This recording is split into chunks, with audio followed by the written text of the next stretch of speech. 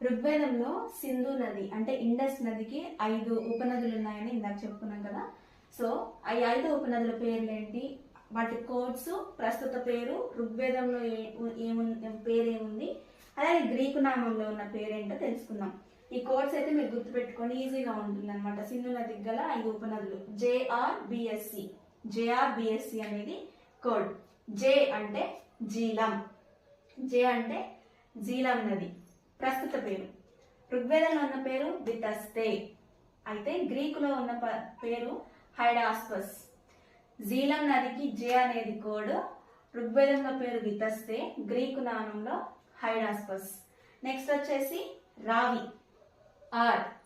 దీనికి ఋగ్వేదంలో ఉన్న పేరు పర్షుని, గ్రీకు నామంలో హైడ్రోతేవ్. బియాస్, ఋగ్వేదంలో విపాస్, గ్రీకు నామంలో హైపాసిస్.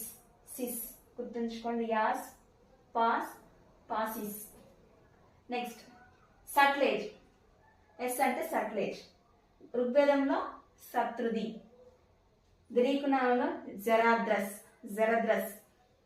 నెక్స్ట్ వచ్చేసి సి, చీనా, ఋగ్వేదంలో అసిక్ని, గ్రీకు నామంలో అకేసినేస్ అనేది ఈ పేరు అనమాట. గుర్తుంచుకోండి, 5 ఉపనదులు వరుసగా గుర్తుంచుకోండి: జీలా, రావి, బియాస్, సట్లెజ్, చీనా.